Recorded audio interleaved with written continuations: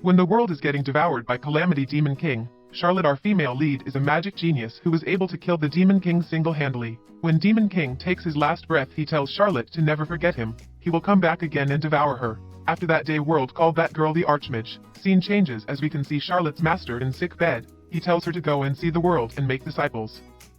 Master tells her that one day, if there are bigger problems she can't handle, then her disciples will assist and help her. Many years passed after that conversation. She trains 5 equally powerful disciples and named Genius of the Century. Some people called her a hero who saved the world from devil. Others consider her birth as a great legacy within the world of magic. Even with all the great feats and accomplishments that she was able to achieve as a mere human, everyone has a time to die. Charlotte is nearing her death. She is planning to die alone without telling anyone, using magic spell that release all the mana in the body to world. With her death, her disciples will receive the letter of her last wish. As she activates the spell, many memories flash by in her head. At the end, her only regret is not having someone to love. Then scene changes to a kingdom. A king is sitting in his throne as he talks with his subjects, and a letter appears out of thin air. Then scene changes again, and we see a long-haired girl getting another letter. Also at another place, a man is begging to spare his life from someone in a seat. He also gets a letter. Scene changes again, and we see orange-haired little girl getting a letter as well. Lastly, we see Snow Mountain, a white-haired guy, is reading the letter he received. Story goes back to where Charlotte chose to die. She feels light and feels something is wrong as she gains her vision again. It turns out she did not die and something went wrong with her spell. She turned into a child. There is no mana in her body, making her normal human with no special ability. She thinks that she was given second life because of her regret in life, which is not finding love. She decides to go meet someone she knows and get rejected by his subjects because she looks like a kid. When she walks on road and asks direction from stranger, she thanks him and turns to go to magic shop, but the stranger gets knocked underboard when suddenly fight starts. She gets angry and tells them to stop and get off the board so she can rescue the stranger. After helping him, she tries to go away when a handsome guy show up. People around identify him as Kingdom's Archduke.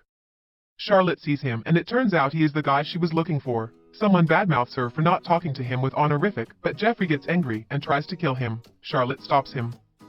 Jeffrey says he was just messing around and asks her, is she the Charlotte he knows, and calling her using nickname Lodi. His subjects comes and asks, is she his daughter? As a reply, he gets knocked down by Jeffrey. Jeffrey asks Charlotte why she is so small and takes her to a dressing shop. He enjoys dressing her up in different dresses. Jeffrey asks Charlotte what happened, and she describes what happened to her when she tried to die. After knowing she was trying to die, Jeffrey tears up, blames her for not telling him beforehand. Charlotte asks help from him so she can start a new life with a new name without telling anyone. Jeffrey agrees to help her and tells her to stop talking like an old lady.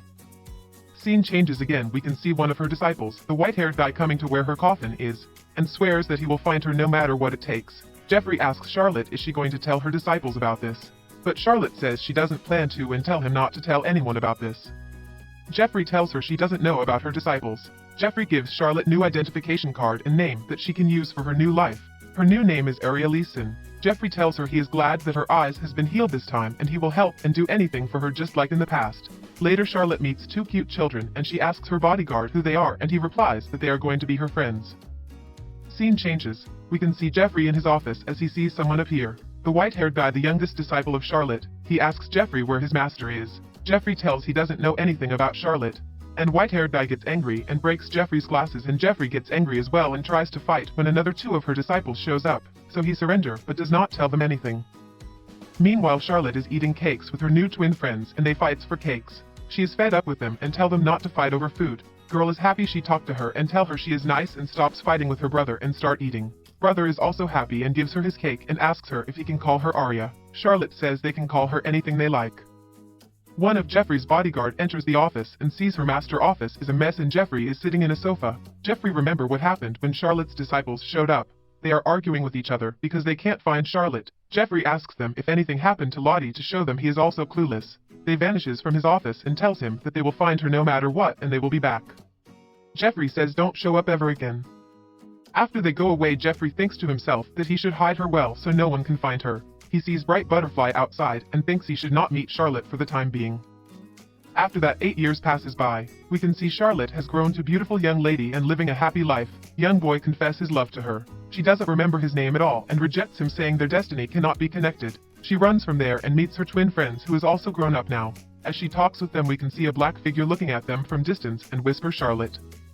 Scene changes and we see Claw's Empire in capital city. White-haired girl is running for her life. She hides, but get caught by hooded guys and they tells her they are not bad guys. Charlotte is joining a club with her friends that cultivates flower called Lulu. This flower seeds are developed by her kingdom, Marvale Kingdom Mage, and cultivating this flower has become a trend in every kingdom because it possesses magical ability to change the colors of its petals according to the emotions of the person who plants its seeds. There is also romantic rumor about it. When the petals shine a rare intense bright color, it will be an indication that the person will be able to experience love with their fated partner. Charlotte thinks to herself that her kingdom mages has nothing else to do than this nonsense.